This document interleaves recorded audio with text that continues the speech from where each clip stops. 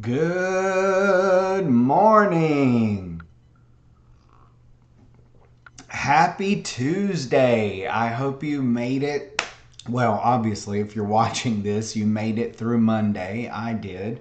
It was a really good day. We are starting some new things at our brokerage that I'm really excited about, and I may share some of that with you. I'll definitely have it posted on my page.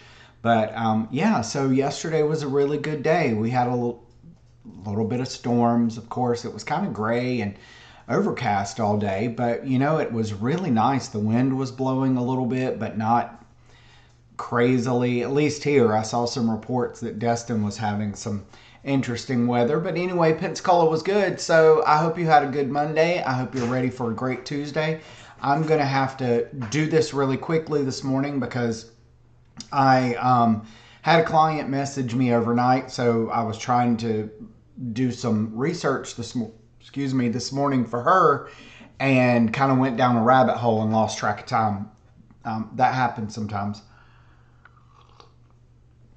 I need to figure where I can put this camera because I don't like y'all seeing the top of my head all the time when I bend down. But you know what? It is what it is. God made me this way.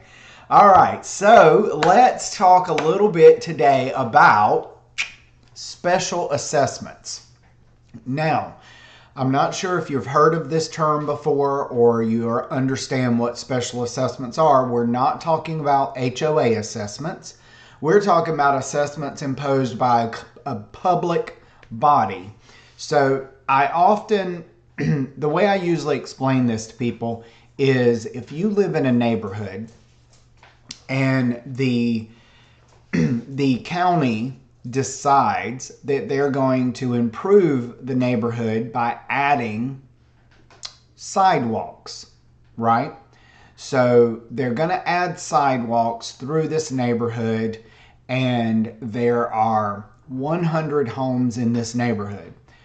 And the total cost is going to be, let's say, $100,000 to add the neighborhood sidewalks. What will happen then is the county will impose an assessment on each homeowner and vacant lots. Sometimes vacant lots get a little lower one, but for sidewalks, it would probably all be the same. They would divide that $100,000 and they would offer you very low interest financing if you didn't want to pay your portion in full up front. So that amount would then go onto your taxes each year, and it would be considered non-ad valorem taxes, and you would pay yearly for that assessment.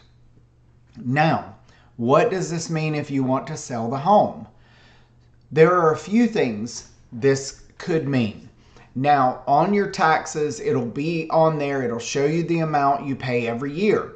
You can then obtain, or you should receive from the county, your full amount of taxes, what the interest rate is, and how many years it will take to pay that off.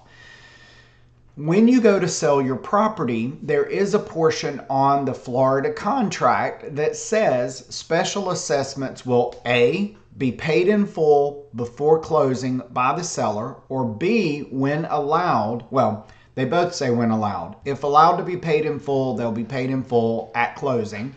Or B, seller will continue to pay special assessments up until time of closing. Buyer will assume payments after closing, if allowed. So there are two options there.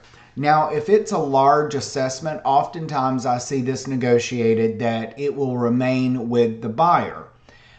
I've had instances where, let's say there's still $10,000 owed on this assessment. So the buyer and seller negotiate and agree to a $10,000 less than list price to compensate for that or accommodate for that. Not always. Sometimes sellers won't budge and they still want their price, and you still have to pay the assessment depending on what the assessment is.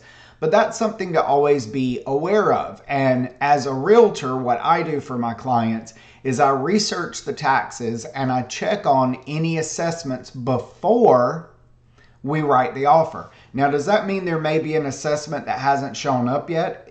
It could. Generally, title will find that information prior to closing, and then you just negotiate it. However, the majority of the time, it's going to already be on your taxes. The homeowner is going to already know about it and have disclosed that. So when we go to write the offer, I look at that and we discuss it, figure out what it's for, what the amount is, what's left owing, and then we consider that into our offer. So that's your information on special assessments today. I hope that is helpful to you. I'm going to get myself together, and I have a team meeting and a sales meeting today. Every Tuesday I do that. But if you need me, call me. I'll be around. I'm going to show some property. I've got a few clients right now looking.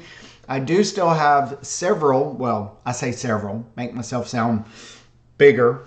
I do have 3 listings still that I need to move. If you know anybody that's looking for a home in Pensacola, Florida, I have a really beautiful 4-bedroom, 2-bath home. And then I have a historic downtown home.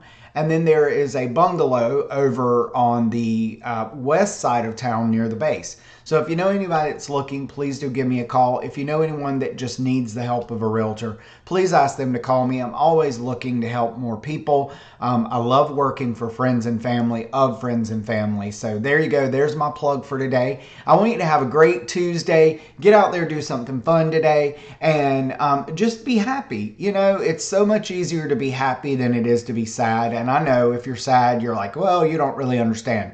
I do. I mean, we all have our moments. People often think, Wayne, you're always in a good mood. Nope, I'm not. I have days I wake up and I'm like, ugh. But I get up and I do it because I feel much better for doing so.